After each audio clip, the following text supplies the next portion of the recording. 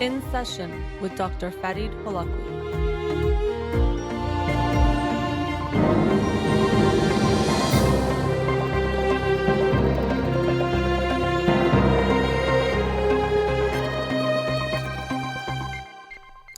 Good evening. Welcome to In Session.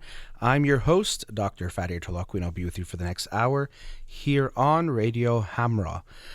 Don't take any calls today. I won't be doing any books because I'm actually joined by a very special guest tonight, and I'll introduce you to him now. I'm joined by the Egyptian artist Marwan Shahin. He is an artist based in Los Angeles, California, and he's developed his practice from his studio home, creating a striking depth with his idiosyncratic line and hatching technique to make art as a commitment to always using his craft for others who have a less of a voice than him. Creating mystical political pieces and cultural resistant works infused with dark humor, and he uses rich graphic design skills and his artistic abilities to create incredible work. He started off creating cover artwork for some of the biggest names in the music industry. Later, after grabbing the world's eyes with his infamous anonymous pharaoh during the Egyptian Revolution, which we'll be talking about tonight, his work is being exhibited worldwide and soon got the attention of his peers and idols. Shahin's practice is considered as a continuation of what his ancestors were doing 7,000 years ago. He documents our current history through beautiful, thought-provoking art. Marwan, thank you for joining me tonight. Farid, thank you so much for having me here. It's a pleasure. And, so we have a mutual friend, Arya, who we actually met a few years ago at his home or his apartment and are now continuing to connect together. And we might actually talk about the work that we are doing at the end of tonight's show. I think we might get a chance to talk about that. But first, wanted to talk about you, get to know you a little bit better. I hope people, of course, this is an audio show, but they'll check out your work. But maybe you could tell us a bit about us. I know that's about yourself. Sorry, that's a big question because there's so much. Tell us a little bit about your background. I mentioned you're Egyptian. I think you were born there and came here not that many years ago. Maybe you could tell us a little about your life, and then we'll get into you as the person and the artist that you are. Absolutely. So I'm Egyptian. I was born and raised in Egypt. I could say I've been drawing like my whole life, and that was the thing that I always wanted to do. I just wanted to make art, and I guess around the age of like 3, I started making art for the first time, But I was born in I would guess a lower middle class family, so I really wanted to always have that motivation, that drive to make something or like change the situation. That was something that I always felt. I guess like my work started to get attention during the Egyptian Revolution. I did this street art. I went outside with my friends, and I literally had no idea it was going to result in that way or people would even react to it. I just had this image in my head that I thought representing what was happening. That image was the Tutankhamun pharaoh with Guy Fawkes, the V for Vendetta mask. Yeah, or it's also like anonymous, I think, wears that. Yes. So it's this like a mask that represents a lot of things. Like, I mean, maybe you can explain it better. What do you think that mask represents to you? Honestly, I feel like that mask is the most recognizable image of revolting and rebellion and just standing against the system. Like that's was what that image always represented. Like I remember the first time I ever saw that mask was in the movie, in the V for Vendetta movie. And I remember when the Egyptian Revolution was happening during the Arab Spring, I was feeling like I was in that movie. That was the events was so parallel, and that's what drove me to make that piece. Yeah. Literally, like, because I was like, "Whoa, this is like V for Vendetta, man." Because basically, what happened is like the government acted the same way that the British government acted in the V for Vendetta movie. They decided like, oh, the people want to revolt on us. Let's show them how much they need us, and they ended up opening like the jail cells and letting thugs outside. They would arm them, give them weapons, and let them let chaos outside so people would feel the danger. And there was no cops. There was no there was no cops because you basically the whole protest started off like going confronting police brutality. So the cops were withdrawn, and then you have thugs out in the streets. So we had to defend our homes. We literally, me and my brother and my father would be like outside our own home with sticks in the middle, like doing shifts so we can protect our home because we don't know who would come in and break in, like literally. And that was the case with all the neighborhoods. Wow. Yeah, I don't know, and I was talking to you we had a few minutes before that I was looking forward to. I know you, I've met you a few times, we've gotten to talk, but to get to know you and what you really have gone through in your life, because I've heard pieces of it, but getting to hear more of that, and I didn't know about, that experience and the experiences, and I'm looking forward to hearing more about it because a lot of us saw it on the news or on TV, the Egyptian Revolution. We talked about it before, it was 2011, right? And so you could, if you could tell us a little bit more about that. I think what's also interesting is you said it seems like it was a moment of inspiration. I'm actually reading a book. I don't know if you know The War of Art by Stephen Pressfield. Actually, I love that book. Yeah, it's a really, I thought as an artist you might enjoy it. I love that book. Yeah, it's one of my favorite books of all time. Absolutely. That's amazing. Yeah, we didn't talk about that before, but I'm reading that right now to talk about it on my show Wednesday. And, when you think about art, sometimes it's so many things, but one of the things that it could be is, bringing together two things that existed in the world, but were never brought together. And it seems like in that moment you brought some of, Egyptians' history, the Egypt history with the present, or somehow the present moment, or this Guy Fawkes mask representing revolution, and put them together in a way no one obviously had done before. And it seems like it sparked a lot of interest, or people really related to that. So maybe you could talk about that. And so you're saying the first time you came up with it, you went in, it was with like kind of like what we call graffiti, like spray paint. Yeah, absolutely. I did it in in 45 minutes. Wow. So that was like the quickest art I ever made. Like my painting usually take like 1 to 3 months. So imagine if I'm doing like a whole mural in 45 minutes. So it was like a really rushed job. And I had like some help from my friends. I had some help from my brother. So yeah, I honestly was like in art school, and that wasn't even the thing. It's just that wasn't like a thing that I was doing. I wasn't making street art at that time. I was actually making album covers, and I was like loving it. It was great, and I just felt so inspired because that was absolutely the most inspiring experience I ever had in my life. It changes perspectives. It lit up something inside me. I was excited for the first time. You have to understand, like, I was born in an Egypt where like Mubarak was like a god. Like we didn't have a chance of changing it. That was it.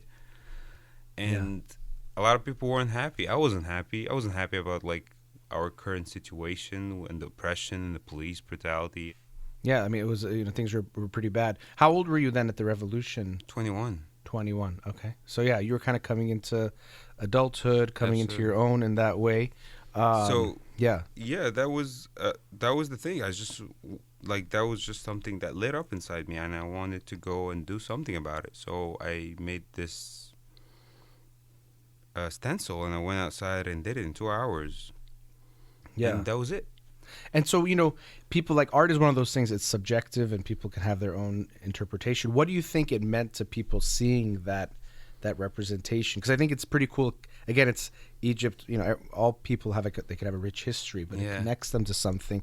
But it was also to that present moment that maybe it's like we're not being the best of ourselves right now, right? We want something different. Absolutely. Yeah. I have a funny story about that. When I did it, actually, I did it at night. And I went home, and then went again in the morning to look at it in the daylight. So I went there, and there was this lady looking at it, and I was like, "What do you think?" And she was like, "It's scary. I live right across the street. I have to look at this every day." And I was like, "Oh man, that did not translate at all." And I was kind of bummed about it because it didn't come across, like what I was trying to say didn't come across, and I thought maybe it was just go over people's head, but it didn't. It really didn't, and that was the shocking part. People really reacted to it, like to the point where like the protests after February 11, literally, the people start wearing the mask, the Viva Vendetta mask in the protests. It became a thing. Like, people recognized that image so much, it became a thing. It ended up getting all this like media attention, and ended up being on this book cover called Walls of Freedom, which documented all the street art that happened during that time. Wow. And they chose that image to be the cover, so it was like great honor to me. So the thing that happened after that book came out, the Egyptian government banned that book Wow. because they thought it was instigating revolt against the police and the military and stuff. So they were like, no, that book can't come. And when that happened, media also talked about the book being banned. And when they showed the book, they showed the cover. So my image became more and more recognizable as something that was banned and something that was shaking the system. You know what I mean? As is often the case, when something gets banned, it actually brings more attention to it. Absolutely. You know? Yeah. It's crazy. It's crazy like that. But yeah, when that happened, my work got so much attention. I got into like all the media outlets, like all the major ones. My work got straight to museums. Like, I didn't get to the gallery standpoint. What? So some of the work was taken to museums from that. That Wow. piece was shown in museums in Spain, Jordan,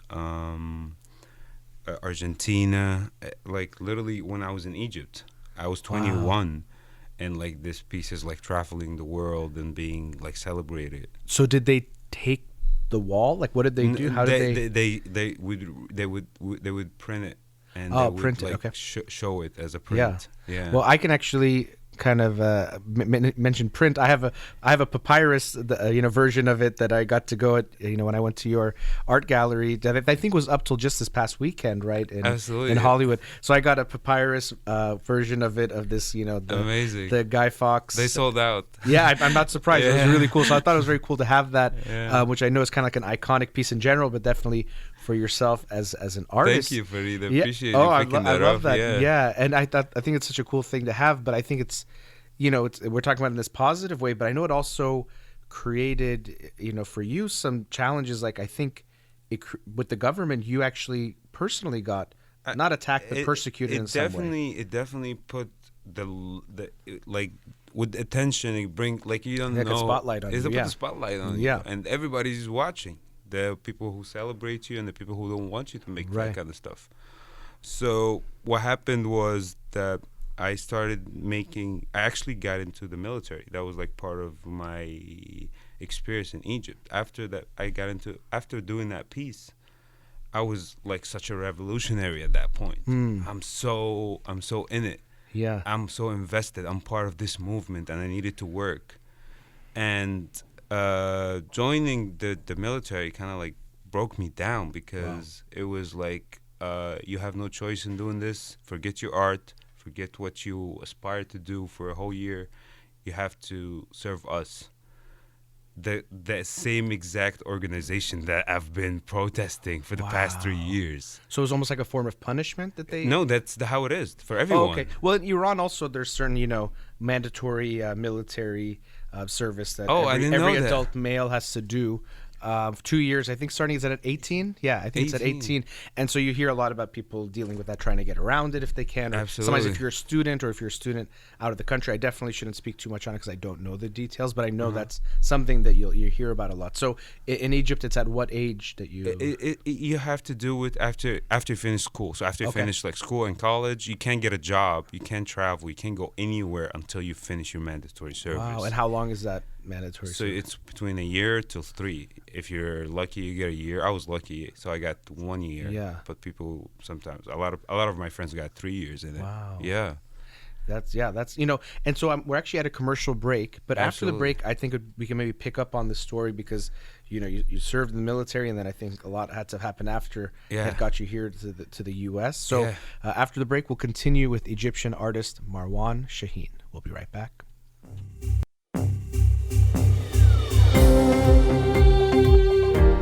Welcome Welcome back. Again, I'm joined tonight by artist Marwan Shahin. So, Marwan, we talked about a lot of things, jumped around a little bit. We were getting into when you had to do military service, which was I could only imagine, you say it as a statement, but imagining you having to serve an entity that you were protesting against and you saw cause so much harm to your family and loved ones. But going back a little bit, I wanted to know more about the experience and the revolution. So you mentioned you had this moment of inspiration where you did this piece of art that took on a life of its own then and even continues to be really something significant. But I would just be curious to know more about what it was like during that time.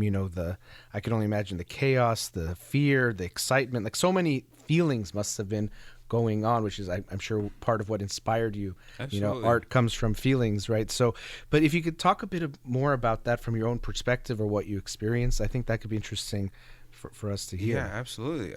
Like I was saying, it was definitely the most inspiring experience that I've had in my life yet. Just the energy, the people, you talk to the people and they all lit up. It was not just me. It was everyone. Yeah. You go in the protest and everybody's so passionate about changing and we love this country. We care about this country. We want to make it a better country and we could do this and we could do that. And it was amazing. It was there was fire in the people and that was the cool, the really great part. Sure, there was fear. The government tried to shut that down and how they could control people. Fear. Right. Yeah. So that was like that was the approach they took on people. I like going out in these protests. I had to experience some really amazing times and I had to experience some really traumatic times. I saw a kid getting shot in front of me and fall and die, and something like that was like something that is imprinted in my head. I'll never forget seeing it. You know what I mean? Gosh. And I could only think about like he's just me. Yeah. He's just me. He just wanted the same thing. He just wanted a better place, Yeah. And he just had to be in a worse spot than I was, because I was literally like 10 feet away. Oh, wow. You know what I mean? Like it was not that far at all. And I saw him. Like I saw the van that did it. Like I saw the whole thing, and that's when like I was like, okay, I kind of feel like I need to live a little bit longer. I was 21, you know what I mean? Yeah. Fear is a real feeling because there's something to be afraid of. Like, there's actual danger. It's not fake. And that's what makes it so hard is like what you're describing. There's all these very strong conflicting feelings. Like you see the injustice and you want to create change and you're passionate about that. But then there's so much fear from what you have to experience these things, or you see these things right in front of your eyes. Like you're saying, a few feet away from you, probably a boy your age or roughly your age. I can only imagine what that was like, and I think it's always easy. I even hear this for Iran or whatever, any place, be like, oh, people should just go if they protest and make a change, but we forget that whoever has to go out there, they're the ones that pay the price, and it's very easy from outside to say, go do this or go make this sacrifice. But the people that are there, that's what I was saying. I could only imagine the feelings that were going on. Yeah, they're martyrs, right? They're giving up their life for something they believe in. Yeah. But it's such a, intense. I can only imagine the intensity of what it was like to be there. And also what you mentioned, people being so passionate about change, like this country can be this. I think it's always something I find puzzling. You see it in the U.S. too, where it's like you can't criticize, even though we have like this freedom of speech much more than many other countries, but you can't criticize something because if you do that, it means you don't love it, so you should leave. When it's actually, when you really love something, you see the potential it has and you don't want it to be bad in the ways that it's bad. Absolutely. Whether it's your country or actually even a loved one or yourself, we should have that. It's still a loving place of, it is, I want you to be the best of you, I want me to be the best of me. So we look at that as, I want it to change, not because I think it's bad, but I know it could be even better. And so I'm sure, it seems like the people that were like, we can be so much better. And that's what I was thinking about, connecting it to the history of like, we used to have this greatness too, or this, all this good. And I think maybe that's what I can see your piece of art there of the Pharaoh connecting that. It's kind of like our present and our past, what we were, what we could be. Honestly, you were spot on what we could be, like the greatness. This is exactly what it wanted to present, but I had to be really careful. Sure. Like the Tutankhamun original, it has like a crown. He has like a snake on top of his head. So I had to take that off because I didn't want him to represent the king. I wanted him to represent the people. Right. But I wanted to give that greatness imagery to the protester. He represents the people, basically. Yeah.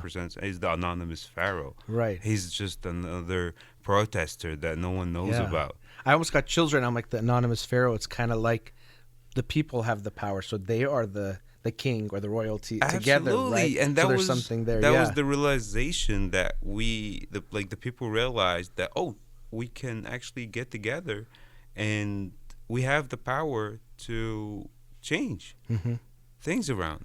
Yeah. You know what I mean? Our voice has power. We're more powerful than the governments. We're more powerful than the pharaohs. We're more powerful than the dictators. You can just like voice your opinion and it could be heard. Yeah, that's amazing. I think, well, again, art is subjective. When I see that mask, I think the mask, to me, it represents no one and everyone at the same time, right? It's like kind of anonymous, meaning that it could be any of us, but it's also all of us, because everyone is part of that. So it's not that it's removing the identity, but it's actually unifying in that sense, that Absolutely. It's everyone in that way.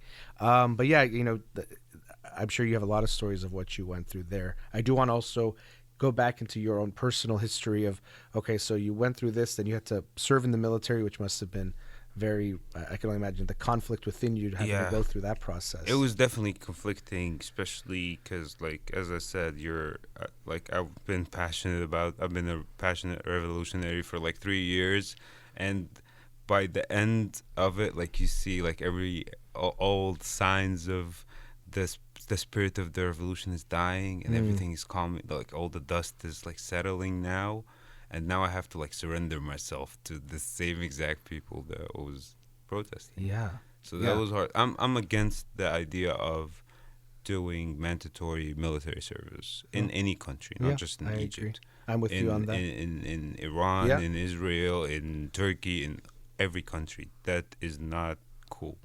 Yeah, I am with you on that, because I think also, I mean, it's a bigger picture of like how we look at what's important in the world, and how we approach our problems. Unfortunately, throughout history, it's been through fighting to get to a solution, which never, as they say, it's like war doesn't prove who's right, it just proves who's left, because like, someone dies and someone survives. So it's kind of like, it's not the right way to approach it. But I do want to, so you had served, but I know as far as what we even talked about briefly is that you're no longer allowed in Egypt. So it's not as far as, or something, or that it's not safe for you to go. It's not safe for me to go back, because when I came here to America, I had all these pieces that I documented the events of the revolution. Yeah. I documented like a very famous girl who got stripped down and beaten, and all you could see, she was wearing a burqa.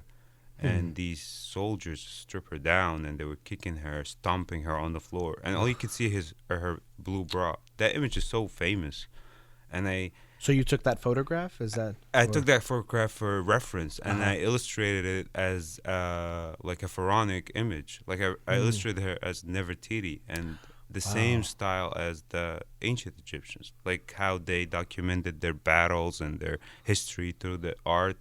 And that's how we know their history, because we just looked at their walls, right? And everything was drawn.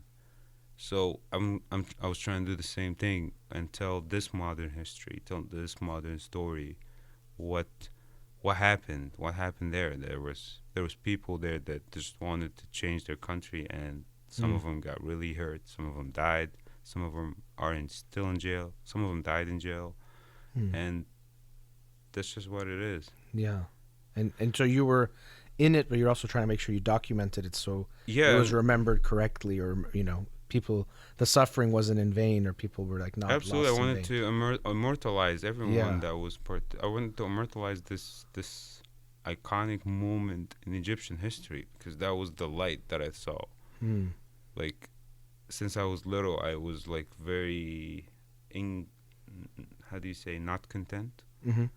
I was not content with like my situation, how the country was going, how I was not accepted as an artist. They told me, you have to get a job in this country. You need to be a doctor. You need to be an architect. You need to be an officer of the law. You need to be something. But what is art? And everyone from my parents, to my friends, my girlfriend at the time, like everyone around me was so against it. And that was just like, that was killing me my whole life. You know, we have a lot of Iranian, most of our listeners are Iranian. I think they can very much relate to that same mindset that, you know, be a doctor, lawyer, or these few of these quote unquote respectable or good professions, and many of the rest are not. And art is something that very often gets looked down on, or it's something you do on the side, but as a profession, or it's not even a profession.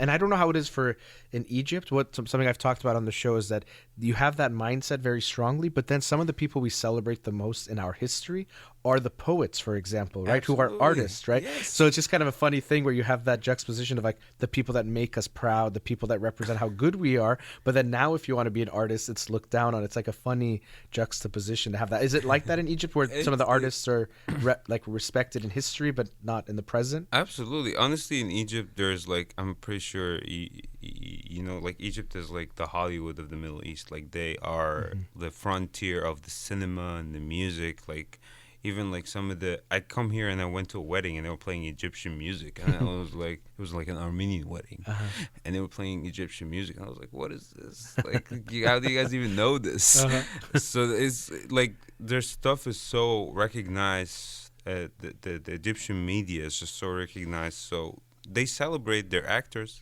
they celebrate their singers, but I never grew up learning of any famous Egyptian artists that was like making something really important. You know what I mean? Yeah. I grew up, and then I was also very shocked that like we never took the rich history. Like you have this all rich culture, all these lotus flower, all this architecture, all this design, and it was not referenced upon. Like you go to China, you go to Japan, you see their homes now are kind of like inspired by like their ancient home. They're still in touch with their heritage. But Egypt is kind of like, oh, this is the old stuff, and now we just live like this. And I'm like, no, we have this amazing like reference. We have the most rich culture in history. We can just like build upon that, and we could advance. And no one is doing it. Not a single artist took that route and started like developing upon what the ancestors bridging left. the past and the present. Absolutely. Interesting. Well, I think that Guy Fawkes was some of that. Maybe that's why it resonated so much. There was something was missing in that space that you created. Absolutely. And it definitely set the tone for the rest of my work. Like the focus of my work was like, oh, okay, I need to do this. I need to bridge that gap. This is what I did, and this is what worked. Interesting. So I need to do this with other works. I need to talk about other things in the same way, yeah. Which I think actually we have a couple minutes in this segment, and then after the break, maybe we can talk about some of your work in the future. But just to kind of clarify, it's not that you got some pressure from the government that made you feel that going back would not be safe, or because you got recognized as someone who was both documenting, politically, documenting what was going on, inciting maybe revolts based on or tumult based on your art. So there's a lack of comfort to go back. Exactly. So in Egypt right now, if you are politically like active, you're not actually really safe. Sure. That's how it is. And I've known people who got into like prison, jail for just stating their opinion through a tweet, through a meme, through a piece of art, through music. So I don't want to put myself. I've been in the military in Egypt, and it was a lot like jail. So I can only imagine how jail's like. Yeah, I could get that. So it's like not even the risk of going back feels too strong. And exactly. Actually, you mentioned Twitter, and I don't want to go on a side note. I think tweet. I think actually Twitter, like that was a big movement for Twitter too, because that was one of the ways that people were communicating and spreading the word about what was going on. Absolutely. Twitter, actually, when Egypt shut down the internet, Twitter gave us access to, you can tweet through a text message. That's what it was. 'Cause I remember there's something that Twitter became a big part of. Absolutely. The revolution. Twitter was like, okay, we're gonna help these people. They're using our platform to voice their opinion, have these insane movement. Let's help them. So they allowed Twitter So you can text a number and you would get the tweets that's going on. So you would know what's happening. I remember there's something really big, and it's, we think of Twitter, it's so part of culture now, but 10 years ago it was big, but it wasn't as big as it is now. And I think actually, I know the Egyptian Revolution was significant, or the whole Arab Spring, like there was a lot of tweets that were part of that. The first day was actually organized as a Facebook event. Like the January 25th, it was organized as a Facebook event. So you can see how social media. That's why they shut the internet down. You're right, of course. Yeah. Well, like, kind of information spreading. Anything that can organize people, they're always going to try to get in the way of that. And that's an interesting thing. After the break, we might be able to talk about this project that we're collaborating with a group of others on. And when I think of things like social media, or you hear about the metaverse, or these different things, somebody's like, is it good or is it bad? But it's usually that it could be good and bad. It depends on how we use it, like almost anything. So, absolutely. Like you're saying, social media, a lot of people say, oh, it's so bad. And it does have bad influences in society and on individuals. But it was also a way to unify and bring people together in different ways as well. So what I think we could do is, after the break, you can maybe tell us a bit about the art you're doing now, or what we can look for. And you and I think if we have some time, we could talk about the Astro Emojis project that we are collaborating with some others on to share about that as well. To. So again, I'm joined by artist Marwan Shahin. We'll be right back. Welcome back again, my guest tonight, Marwan Shahin. And Marwan, in the previous segment, talked about a lot of different things, but we were talking about the types of art that you do. And I know you're talking about doing this. It was your first, actually, I think you said, time, like doing like a mural, spur of the moment, that became so well known. But maybe you could tell us a bit about the different types of art that you do, and also what we can look for. By the way, I wish we had, I had Marwan on a week or two ago, because his art was in a gallery, Art Scene LA in Hollywood. It was a really great show. I don't want to hype it up too much because you can't go to it anymore, and I feel like, making you feel like you missed out, but you did. But hopefully there'll be some galleries coming up soon. But tell us a bit about the art that you're doing, things that you're involved with, and what we can look out for. So yeah, absolutely. My practice is mostly like, I try to make art out of everything that I do.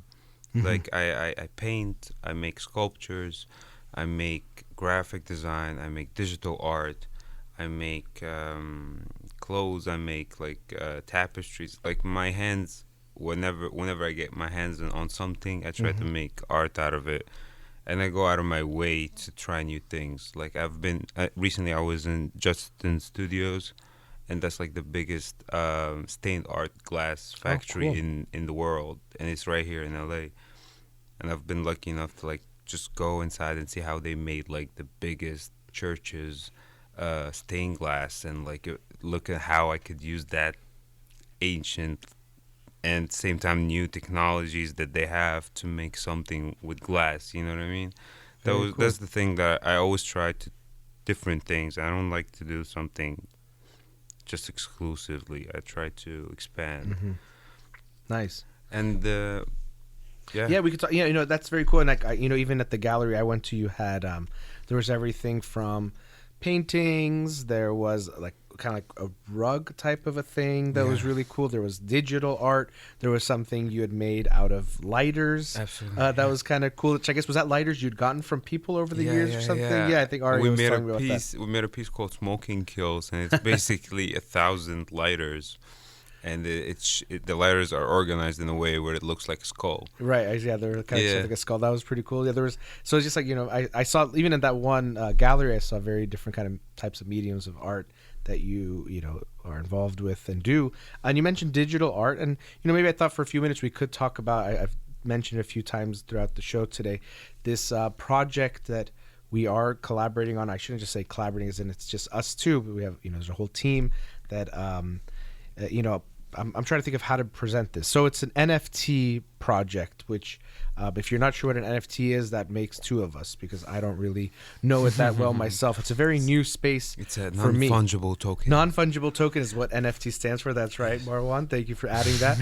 And that might not make you know any more about it, because it's a little bit confusing. That's funny about it. Yeah, I think it's the more you know sometimes, the less you know about something like this. But anyway, so it involves digital art and having essentially owning a piece of art, but it's digital in some way. Think of it that way. The way it's been presented to me is you can have a picture of the Mona Lisa, but there's one actual Mona Lisa. Similarly, there could be digital images of something, but you can own the kind of like owning the original copy of that, which is what NFTs, in a way, in a nutshell, in a very not a great explanation of a nutshell of it, is kind of something like that. But I'll leave that part aside and more move towards the art of it and what the art represents and why I'm involved, which is that the aim or one of the focuses of this project is promoting mental health, helping people even get access to some mental health types of either services or wellness types of services. So it's called Astromojis.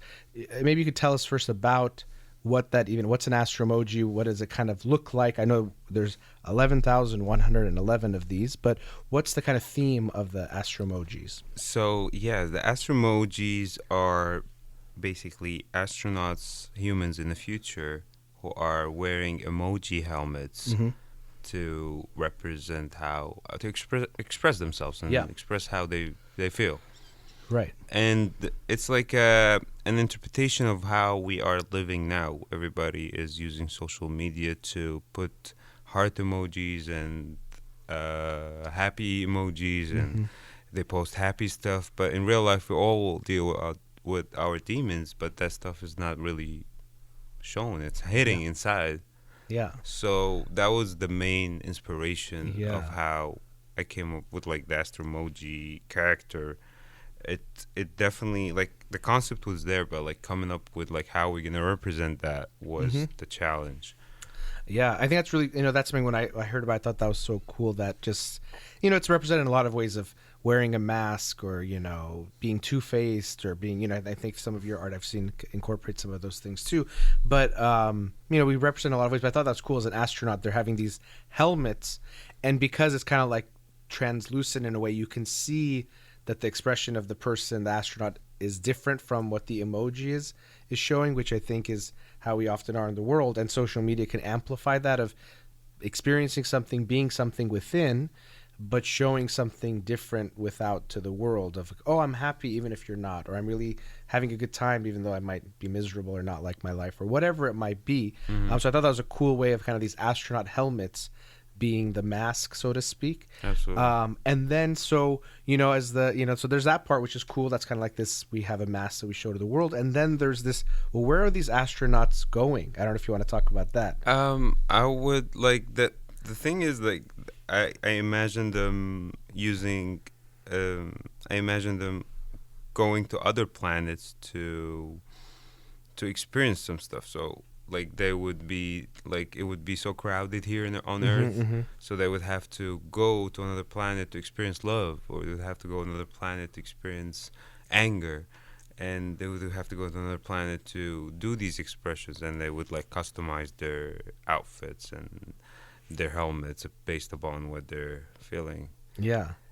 And I think that was, like, this cool kind of, like, concept of, like, they're exploring and it could be considered other planets, but I know the way, we were talking about, it's kind of like rather than going to outer space, they're going to inner space because they're trying to understand themselves better. Yes, and these emotions. These emotions, experiences, learn about themselves more. So I thought that was cool. So it's rather than outer space, it's kind of like inner space. Inner space. And trying to create inner peace. Absolutely. And then that's a cool thing. So there's different types, and there really are beautiful pieces of art themselves. I've shown many people, and it's not even about you have to know about NFTs or care about them, but just as pieces of art.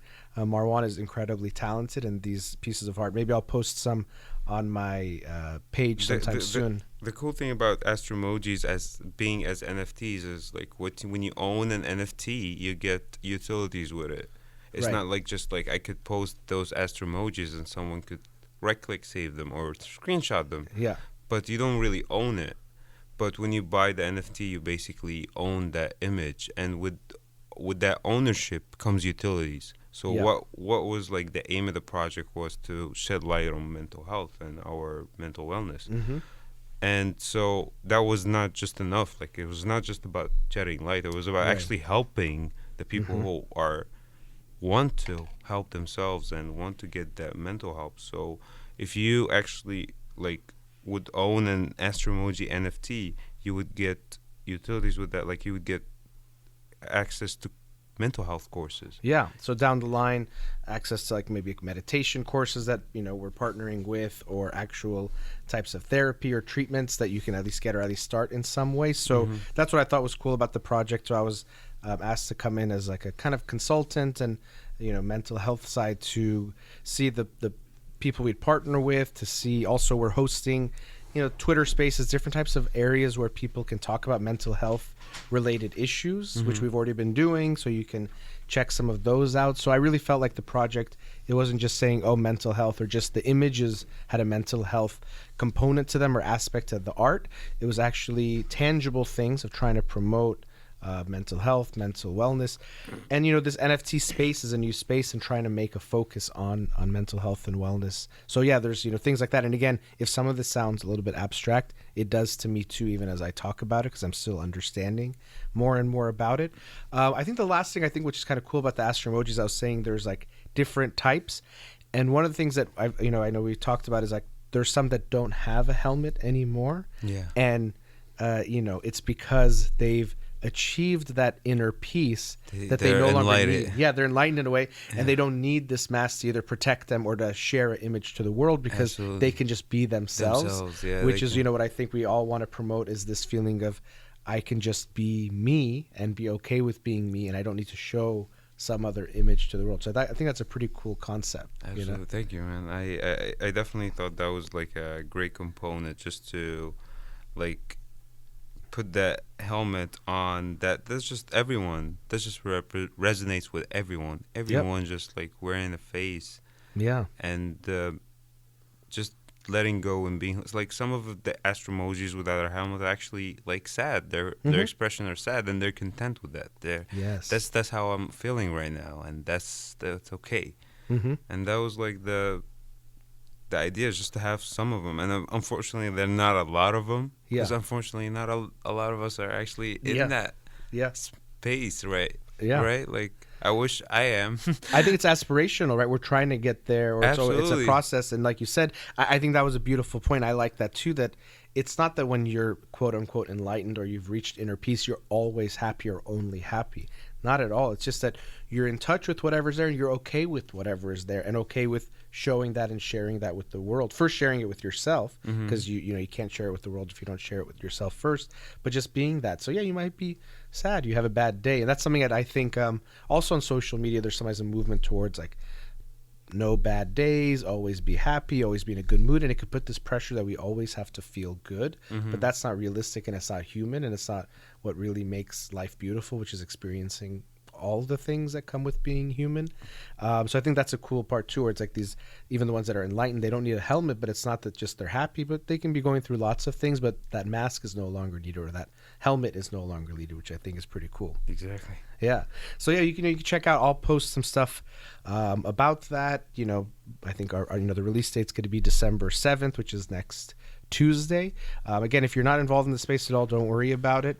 Just if you want to check out the artwork, I think it's pretty cool. But if you have any interest, you can go check it out. And I hope you, if you are, you're going to be interested in joining. And as Marwan said, it might seem a bit complicated, but in a way, when you own these pieces, it can serve kind of like a digital ticket that could get you access to different things, even events, sometimes actual events in person, or it could be access to certain services or certain things that you would get. So really what drew me to this project, of course, Marwan as a great human being and a great artist, but then also Arya, who was a friend of mine, and he's a great person, and he showed me that they really want to promote mental health and mental wellness, and I thought it would be cool to be a part of that. So Astro Emojis, check it out if you're interested. We do have to wrap up for tonight, but Marwan, thank you so much for joining me. Farid, thank you so much for having me. It was great. It was a pleasure. It was nice to just have a conversation. Before we mentioned we'd seen each other a few times, but I knew I'd get to learn more about you, which I absolutely did, and looking forward to learning more about you. Absolutely. We'll probably have you on sometime again soon. Would love to, please. Great. Again, that was the artist Marwan Shahin. Check out his work. He's an incredible artist and a kind man, and a pleasure to have him on the show tonight. Thank you again. And a big thank you to Amir here in the studio. You've been listening to In Session with Dr. Farid Holakouee. Have a wonderful night.